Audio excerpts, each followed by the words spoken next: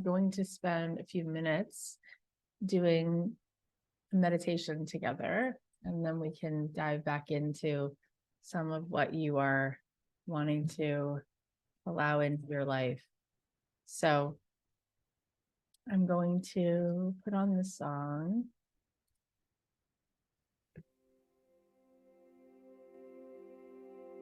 And I'm just going to invite you to close your eyes, and this time is for you right now to meditate, to feel that feeling of connection to your center, to your truth.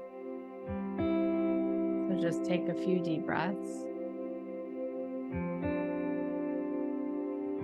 This is your time. This is your time to arrive at your own door. This is your moment to remind yourself that in this moment, there's nowhere else you need to be. And there's nothing else you need to do. This is the moment for you to have your own attention back, to arrive where you are in this moment and be more awake. And so we start to notice. We notice our sit bones. We let the weight of the earth hold our weight. We notice our breath, our inhale and exhale. Breathing in and breathing out. And we notice our nervous system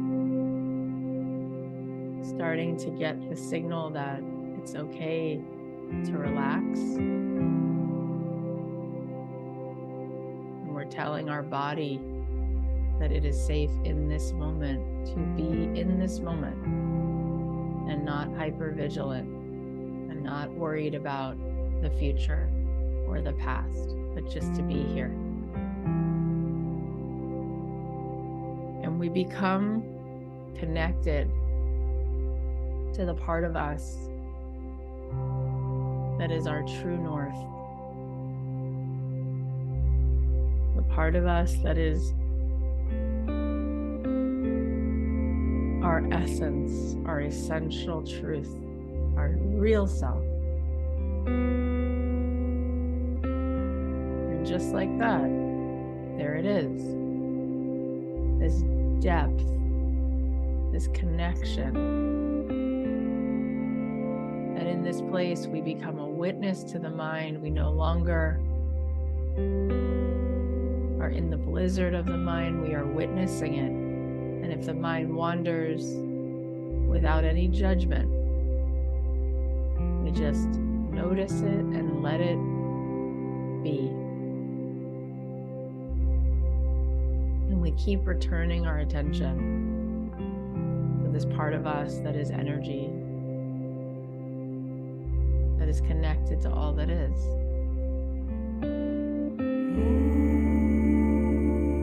We can feel this great expansive feeling. We start to perceive further.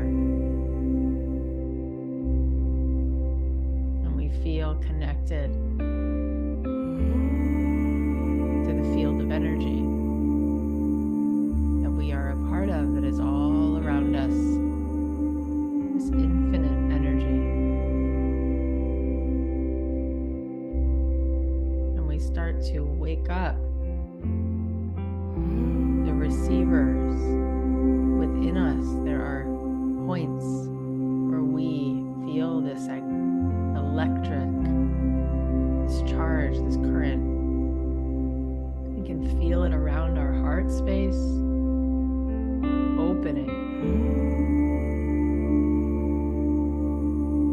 And when we open our heart in this way, space and time. There's no time and space. It's just this energy that is endless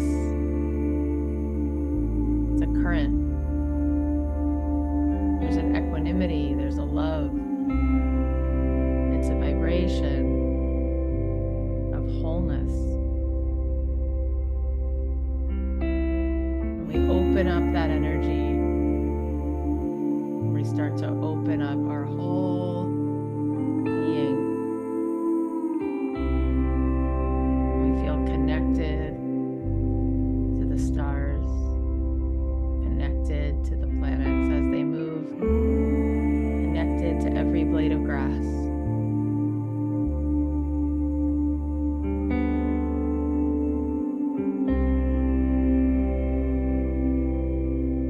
And as we sit in this place, we become curious and we ask for the wisdom from our deepest intuition to remember our future because we've already been there. To remember, to memorize this. This is who we came here to be.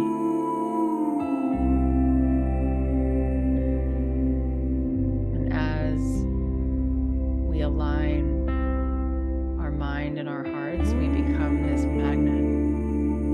And we are in the river of synchronicity. And we are tuned in. What do you start to perceive? What do you start to remember? What is available? This feeling, this lightness, this wholeness, connection. The feeling of divinity itself moving through you.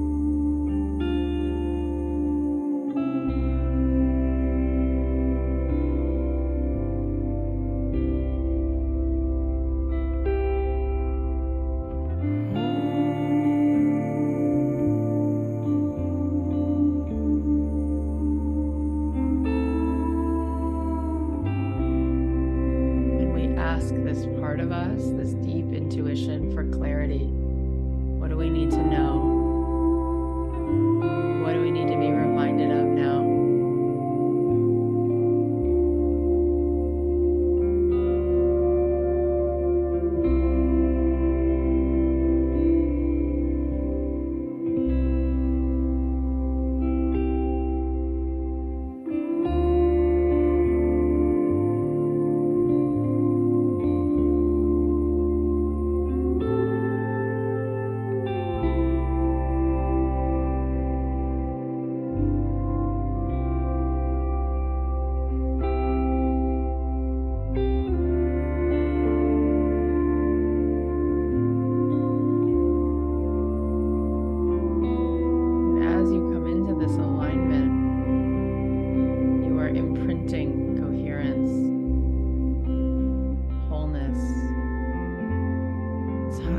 Conscious frequency into the world, and it is coming back to you.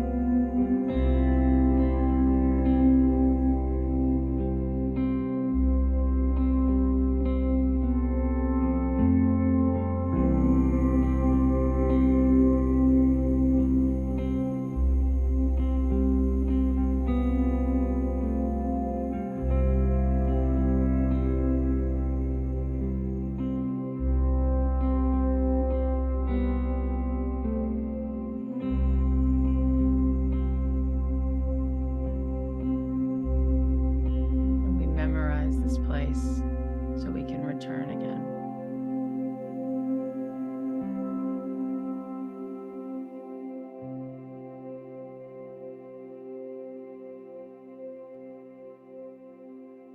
And when you're ready, you can open your eyes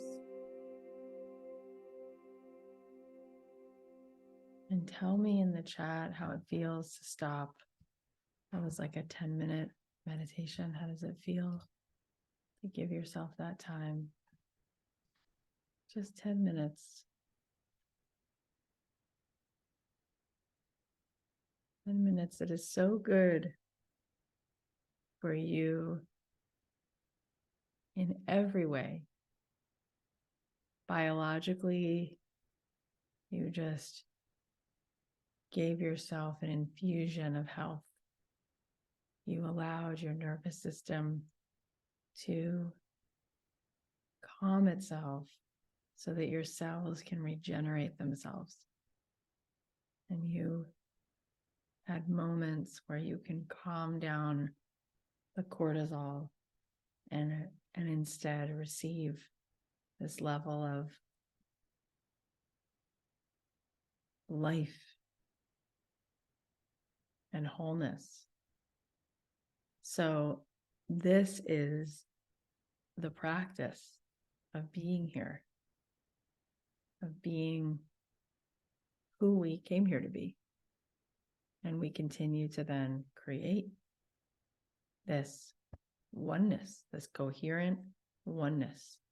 Each one of us becomes like a Wi-Fi router for that feeling, for that equanimity, for that wholeness, for that resonance. That's where all the power is in the world. That's where all the energy is. And we are that powerful that we can create it, we can elicit it, we can something called entrainment. And the more we're in that, the more everything in our life starts to find its way to that. And we influence other people the most from our energetic resonance. And that becomes the driver of our relationships, of our business, of our life. And that starts to create seismic, cosmic shifts. So I think it would be interesting to talk about how that goes for you when you do that, how that went today, what you struggle with, and what starts to feel really good. And we want to understand it, really, really start to open up more awareness. So we stop being unconscious and we get really conscious about what's happening there. Where are you in relationship to you? And how can we keep finding your way back to that? Because that is your instrument of creating. That is how you will create and design and manifest. But more importantly, that's how you will plug into peace, plug into well-being, plug into connection, which is really and truly what you want. And you don't want to keep holding yourself apart from it. So I will put some of you up and we can just see if we can answer that question of how does that go for you, this practice? What do you notice about coming back to that part of yourself? And what do you want help with? And where do you feel like you kind of get these edges of breakthrough? And we'll see if we can understand it more so that that practice starts to become really helpful. It's the beginning of manifesting. It's creating the antenna, right? It's the beginning of listening to the music, is turning on the radio. Like you are that radio receiver. So let's put some of you in these seats and we can just kind of see where we go from here. Where am I?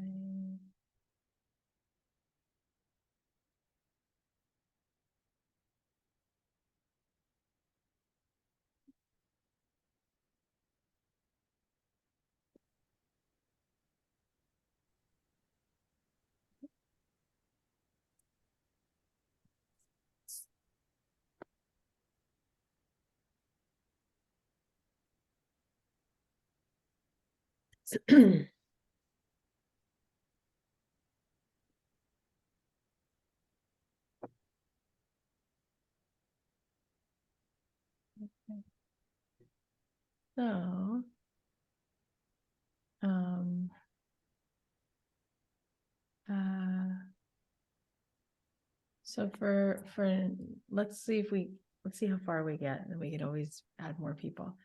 Cindy, why don't you start and just share like a little bit about what you learn and when you walk toward yourself in that way. What do you notice? What do you learn? Hi, Cathy. I think I really appreciated doing today's meditation. I think I understand, you guided us in a way today where I feel like I'm a fear monger. And, you talked about the nervous system, and for me, that really just allowed me to relax. I always use this expression that I'm trying to learn how I like my eggs, because I'm high anxiety, just move fast, and I'm appreciating that having a daily practice helps me listen to myself. And I think I still have a hard time allotting the time, because maybe the dark side of me always feels like, shoot, I've got like 50 things to do. I have dogs that have, both of them have yeast infections, like all kinds of things going on. And so I bypass, and I don't dedicate the time, because maybe I don't trust that it's real. And so I feel like I'm spiritually surfing all the time with like a bit of, is this real? Can I really give up what I know to be true when I jam stuff through and make it happen? And I don't want to do that anymore. So today felt like just a touch of, oh, this feels good. I feel relaxed I relaxed on my floor, and I put my hand over my heart, and it felt really good. And I really want to invite clarity into my life. I'm struggling with where to go next. I mean, it's such a gift that you express it, because everyone I know, for the most part, is in that place. And so it's really important to give it words. And isn't it interesting how our mind tries to convince us that it's not necessarily real, or it could be then a waste of time, when you actually start to feel present and peaceful, you realize how much more real that is. Yes. Than this kind of frenetic energy. And what we do is we keep giving all of our power away to the way that the mind gets taken over by this compulsion of just the reactivity. There's no power in there. There's no grounded connection there. There's no intuition there. There's no answers in here at all. All the answers, they say, actually come from here. We access answers here and here, right? There's a gut feeling that's real. There's a brain in the gut, and there's a way that the gut talks to the brain, and then there's the way that this is wired in. This part of the mind actually has no answers. It's fascinating. I know. The more we understand the biology and how it works and where all the answers are, we have to go deep down in to pull it out. We have to go deep in to pull out the answer. And then from that place, we move. But you're not alone in that struggle. I'm in that struggle. John Kabat-Zinn is in that struggle. We're all in that struggle to different degrees, where the mind is busy trying to unseat you every single second. And then we have habits that condition the mind even more, like this thing, which is a constant assault on your nervous system. And what happens? Nicotine doesn't even come close to how addictive cortisol is. When you start giving an animal cortisol, you can't even get it off of it. It can't even handle the withdrawal of cortisol. Nicotine is hard enough. Stress hormone, more addictive.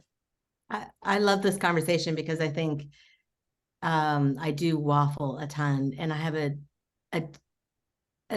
I guess a distrust for the time I have to put into it, and I struggle to surrender. Just, I have some religious issues, and when you walked us through that, it anchors in it's and I guess it is the biology here, and you talk about it.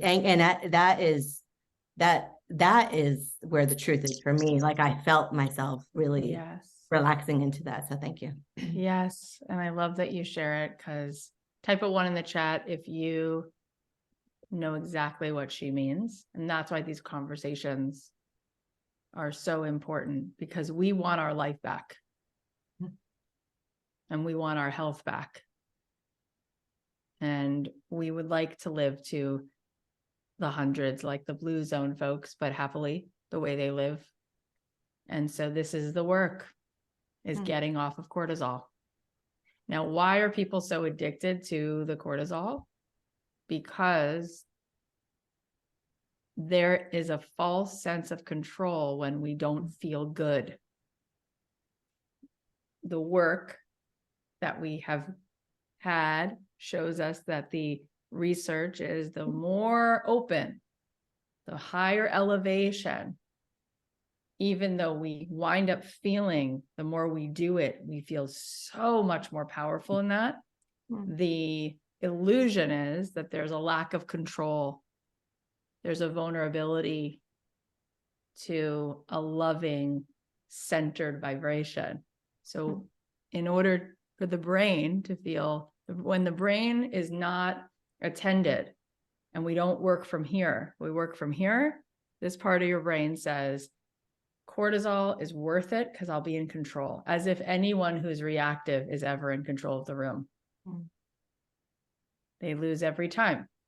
I mean, I feel like I don't want to say disappointment, but like 10 minutes, and how I'll forego that for the frenetic 100 things that I have on my list to do. You and all of us, and you being as loving as you are, you're standing for all of us in sharing that. So thank you for that. Let's keep going. I don't want to mispronounce your name. How do you say your name? Lhasa. That's right. You did it. I was like, what if I say it wrong? I know. The need to belong, the need to be right. It's Okay. that H. Honestly, I'm always chosen last because I think everybody's afraid to say my name. So like, kudos, Cathy. Thank you so much. Tell us what your experience was like today. I just had this feeling that I am constantly like looking for the next. Oh, wait, you got muted somehow. Hang on. Here, I'm back. Yeah, I just had this feeling that I'm always like seeking for the fix. Like, oh, maybe this next thing is going to be the cure. I'm going to learn the like cure for it. But I just had this like moment of like, no, it's just in me. I do not need anything else. I just like need to start utilizing all the stuff I've learned, and I just need to like dig into myself, which also I don't know how to do. But anyways, that's sort of where my mind went. I mean, I have this beautiful life all around me and I barely even take half a second to enjoy it and just see how lucky I am because I'm searching. And that's, again, so generous because we can all relate to that. We would all be lying if we didn't say that we're trapped in that place most of the time. And I mean, this is why the Indigo Girls say, the hardest to learn is the least complicated, right? That's one of my favorite of their songs, Least Complicated.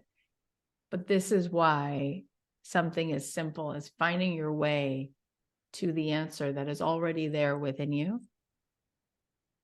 I'm sure you've heard me say this before, but when I met Gary Zukov the first time, he told me the story that I believe is from a indigenous Native American tribe, but it's the kind of story that I feel like people have adopted into their books and things like that. And so the message is very reminiscent of a lot of messages, but it's so beautiful. And the story he told me is that when God was going to give over wisdom and truth, this treasure called wisdom, truth, clarity, this gift of deep knowing that what is, right? That. So there was this is like one of his friends who's Native American told him this parable that there was this idea to hide it so that you have to seek it out. And so the bear said, give it to me because I will hide it deep in the mountains where no one can find it. And they'll really have to search for it. They'll have to want it. They'll have to want to find it.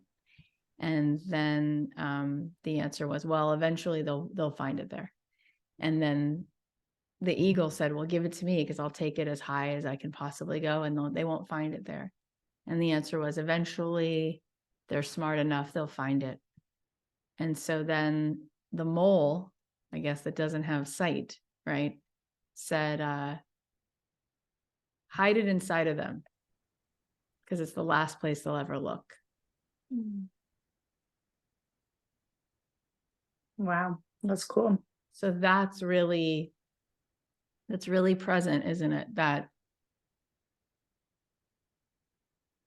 all of the time, there is nothing outside of us that has it for us, that is holding it, withholding it, right? It's about going deep because, again, if everything is oneness, if everything's connected, then the way into that looking glass is into the part of you that's connected already.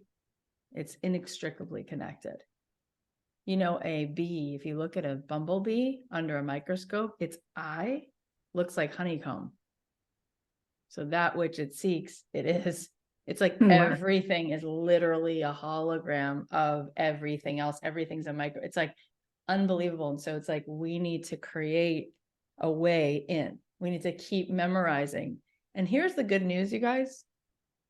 You can do it. If meditation wasn't possible, people wouldn't talk about it. If the mind didn't have this incredible neuroplasticity, why would we talk about this? But it does. It totally does. We have the capacity to set out an intention, just like you'd set out to build a website or you'd set out to go through a fertility journey. Easier than that. If you set an intention to find a way into that wisdom, to deeply root yourself, you can achieve that. That is achievable. We have the evidence to suggest that we can do that. It's here. The biggest barrier to it is the mind's insistence, the lie that there's no reason to do it anyway because it doesn't exist and there's nothing there and everything's separate and everything's exhausting. And that's actually the biggest barrier. Once we just decide, we set our intention that we're going to keep practicing this, keep working on this so that we find and memorize our way into that part of us that's like our truth, right? You can all hear it when I ask you in a meditation, once I get you to that place and I say, and now we have this inquiry. What do we need to know? Boom. Did you not hear it? Type a 1 in the chat if you heard what you need to know. And imagine if you really built a path to that place. And imagine if you identified with that place. And imagine if as you go through the world, you identify from that part of you and you allow that part of you to fill your whole energetic sphere. How powerful do you become? How much in alignment? And when you find that alignment to yourself, you will literally see things start to work out for you. Why? Because everything in nature, everything that is pure is aligned. So when we find alignment, that's why the synchronicity starts happening. It's like, oh, you showed up. You're in alignment. You're coming from your real sense of strength. You're awake. There's peace in you. There's a sense of clarity in you. And now all of a sudden, all this alignment that was already always there, you start to see it, but it was always there, right? You just weren't able to have the same connection with it because when we're up in here and we're cut off from this, we don't know how to feel it. It's amazing. People start meditating or doing yoga, and then they say to me things like, because yoga really is just the physical, it's just the physical part of yoga is mostly meditation. There's one part of yoga that's physical. Yoga is actually about the yoking of the physical and the non-physical, right? But there's obviously a million different ways into meditation. It doesn't have to be from that tradition. But when I start to talk to people who start to open up and connect to this part of themselves, all of a sudden they literally tell me, oh my gosh, I can't believe the things I wanted a month ago. I don't want any of those things. They stop wanting those things. I'm like, what?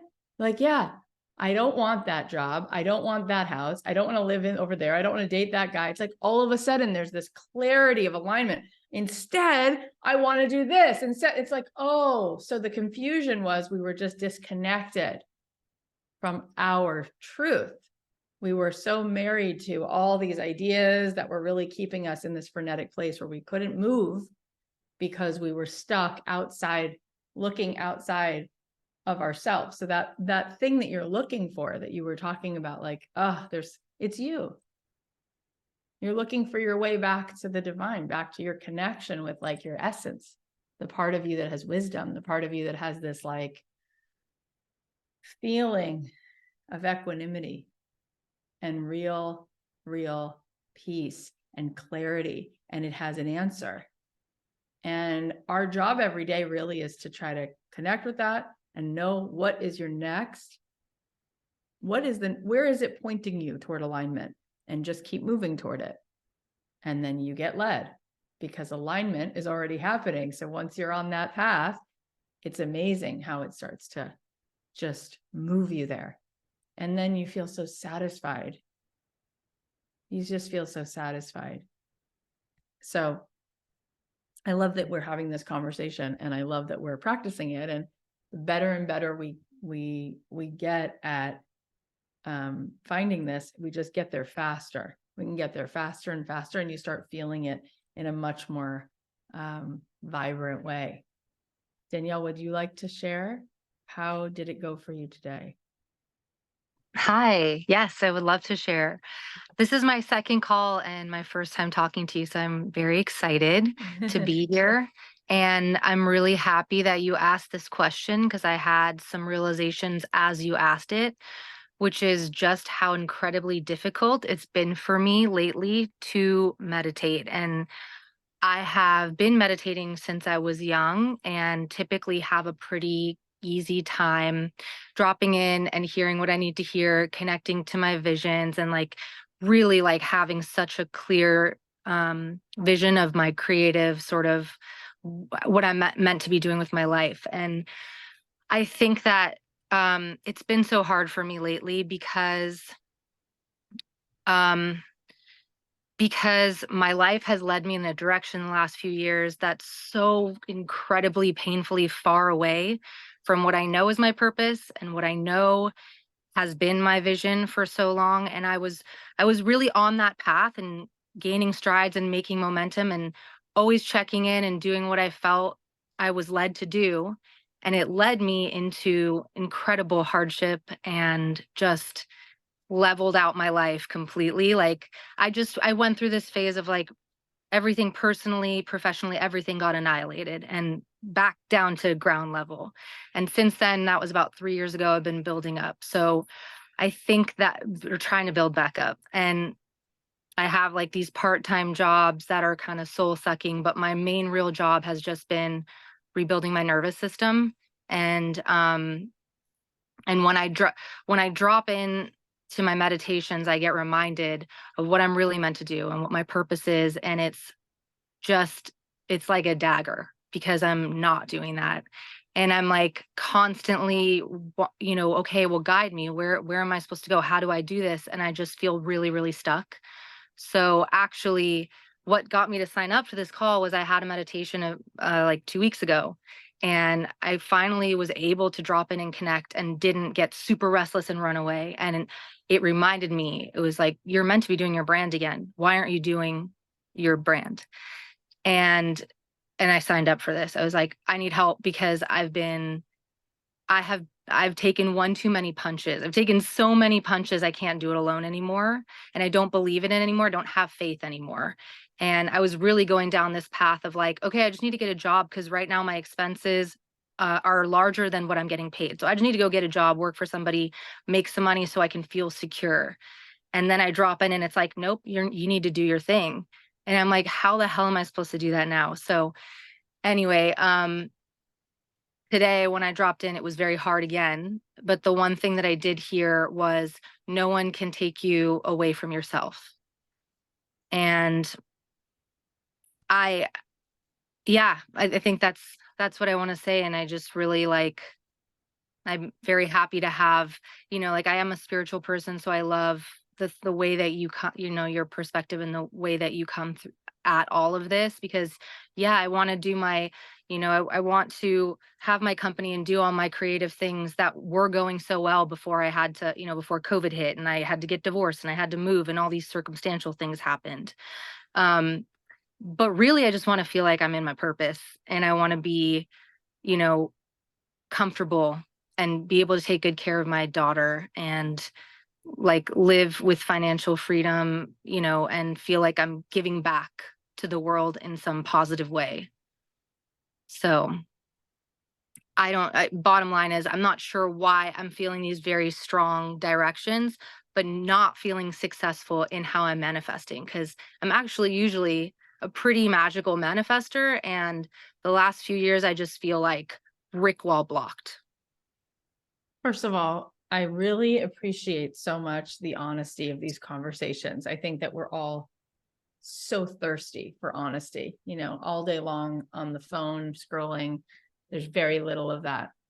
And I think it's life-giving when people can feel that what they experience, they're not alone in that experience. And since you said, and I appreciate those beautiful words, that you like my sort of take on things. So, everybody has a different perception, right?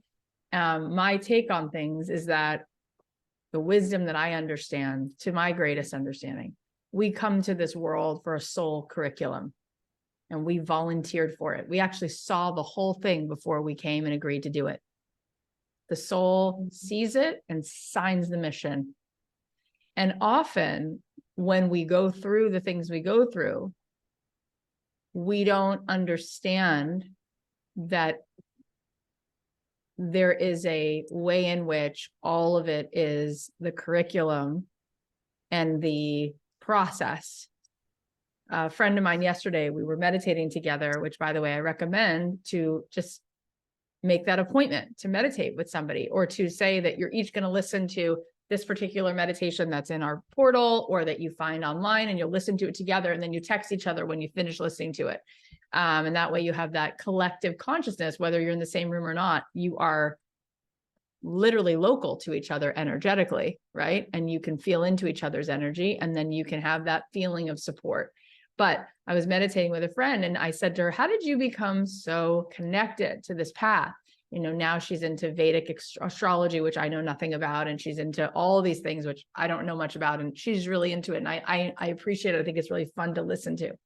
And she said that she had gone to Stanford Law School, and there was a moment in her life where she was living in this apartment in San Francisco, and there was a fire in the apartment, which was very challenging and very disruptive to the plan. And so she and her roommate had to figure out what they were going to do next. And she moved in with this group of people who lived not in the city, but somewhere else. And it just so happened, and the two roommates were very spiritual and were doing a lot of things that had to do with Reiki and energy and whatever else. And she got connected. And she wound up finishing the semester of Stanford Law School and never taking the bar, realizing she doesn't want to do that she was on a path to achieve her whole life. And who she really was this girl who just wanted to play and didn't need her father's approval, which she wasn't going to get anyway, because he left when she was 6. And she didn't need to live a miserable life that she thought she was happy living, right? But she said to me, it was fascinating. She goes, everything burned down. Like my whole life burned in that apartment. I thought I was having the worst chapter of my life, which gave birth to this whole other path. It pushed me over here. And then that push, right, allowed me to see. So I'm not saying that we should wish for those things, because that's not our job.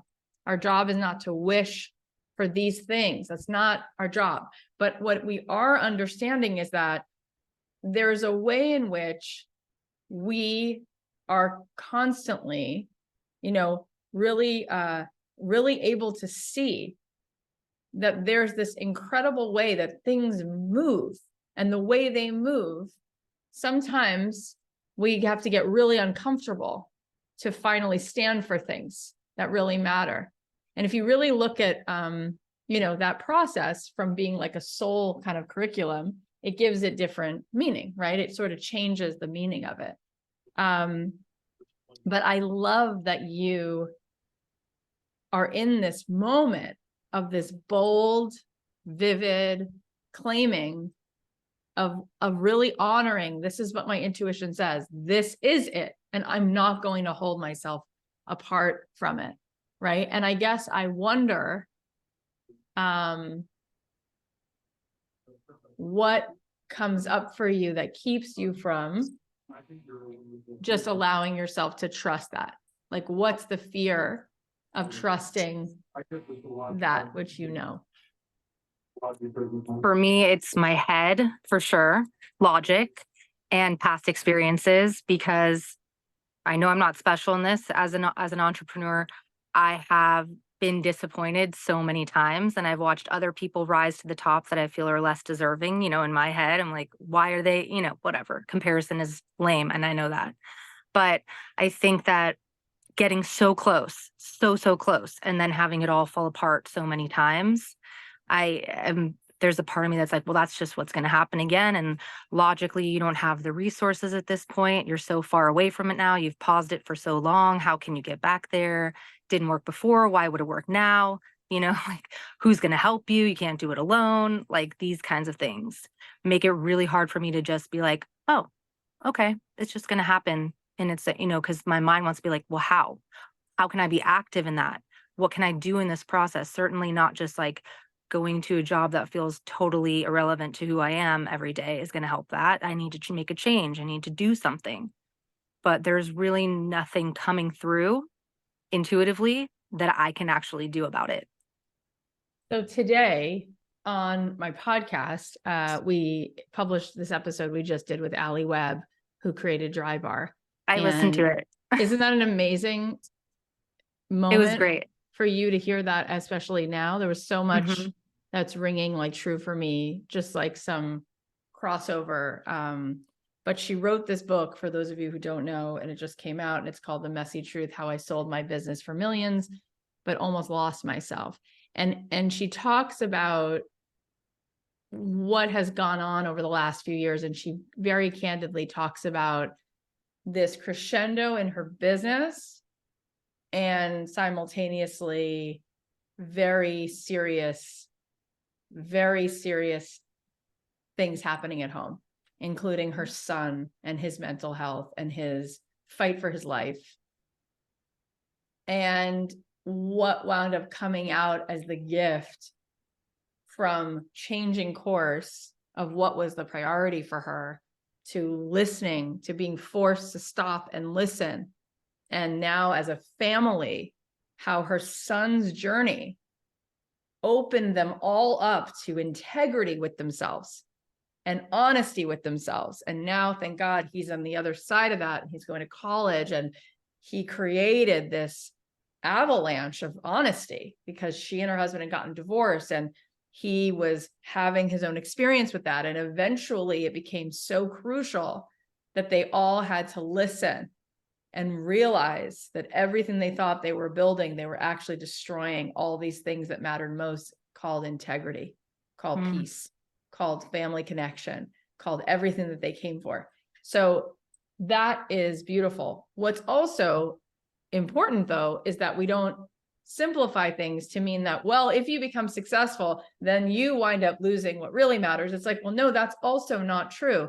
There are so many things that she gained from becoming a very successful entrepreneur. She gained so much of her own strength, and she learned leadership, and how she built the Dry Bar is also such a beautiful gift of an experience that she just started playing with. Let me do your hair. Let me come over. Let me do your hair. And then it was this thought, what if I could just open one shop and all we did was blow dries? Would that be something? And then without forcing what will I do to get this from one store to 100 stores? It was like, what would be fun today? Oh, maybe we'll use this branding, and that branding will sort of elicit for women a better experience. And how can I have a better experience? How can I have more fun with it today? And that question of finding her sense of joy in the moment is what allowed her to manifest that gorgeous, gorgeous thing. And eventually life grabbed her by the shoulders and turned her attention to something completely different. Life said to her, you've now built enough money to last you forever. And this other thing on the other part of the stove needs your attention. It's critical. So stop. Right. And so she moved over here. And then because she is radically always striving to really find wholeness within herself, she found the gems, and she and her family together got more connected and closer through being willing to have the honest journey with what was becoming present. And then that gave her so much, right? And now that story will give so many people listening to that story so much. So I say that all because I think we get really insistent. This is where we get really sad. We start to insist, like, what do I need to do? And how do I need to make this happen? As if the goal every day is for us to figure things out and for us to achieve something, because our happiness is in the business. Our happiness is in this. It's always the opposite. It's always that when we remind ourselves that in this moment, what we're looking for is what every soul has ever looked for since the beginning of time, is a feeling of equanimity. It's a feeling of peace. It's a feeling of expanded awareness. When we remember that, we find it like that. And then we don't need to feel so urgent that our happiness is over there and why can't we figure it out? And that is where we get locked out of the answer. Because the answer to the question, if that really is aligned for you, first of all, it remains to be seen for all of us, right? The dreams that are meant to be chased are the dreams that chase us back. There's a bigger destiny than often what we can see. I mean, how many times since the age of 5 have we changed our minds about what we think we want? So there's a bigger destiny that we start getting this pattern of, oh, this is where we're needed. This is where this is our contribution. It's over here. So instead of insisting on anything being so urgent because it contains our well-being, we have to remember what we need in every moment.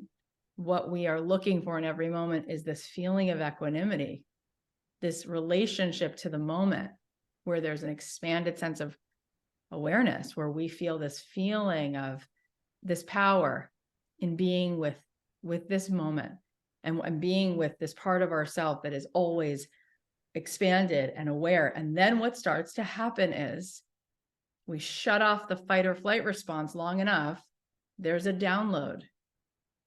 And it's very subtle, but it's very obvious and it's very simple. And there's a way in which our being, not what do we need to do, but who do we need to be, that being then starts to generate experiences and moments.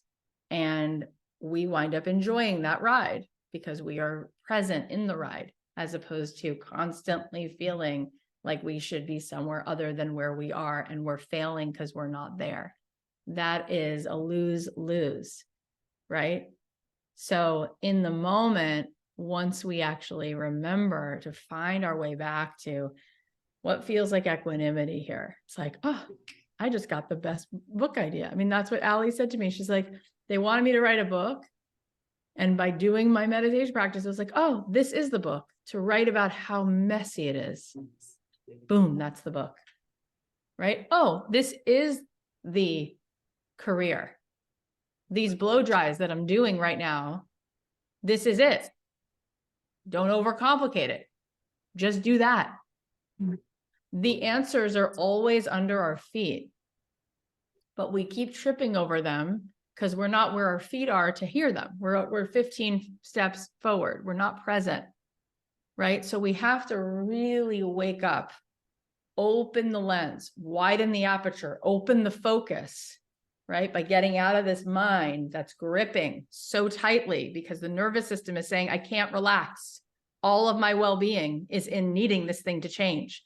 That is where no well-being can get in, and we can't get the answer. So if we just, as frustrating as it is for the mind that is insisting that it's over there, it's actually such a gift to find out all I really need and want is always available, because what I really need and want is a lightness in my own being. That's really what you want. So here you are, you get it, your intuition brings you back to this meditation practice, and then you know that you're a manifester, and that's so exciting. So how do you manifest? By connecting with this vibration. It becomes the greatest tool, and it just starts to do it. It becomes a magnet. And that's the fallacy, is that the brain wants you to think you have to do, you have to take a lot of action, when really it's about being a receiver. And it just starts to be, it starts to come. It's so uncanny how it happens. But I don't have the experience of interviewing people and having friends now in my life who are constantly trying hard to figure out what they need to do. It's more, so much more about this, the depth of who they are.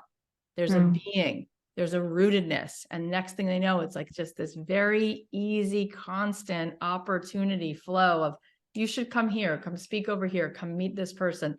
It just gets brought in all the time, because all of a sudden you're receptive to it. So that's the mind's lie, is what do you need to do? How are you going to figure it out? You're so far away. It's already here. It's already done. How do we take all of that off, set it all down, and then become it? Become this vibration, right? All of those people, at some point, they claimed it, right? And by claiming it, the world started to just create that path. And then it showed them.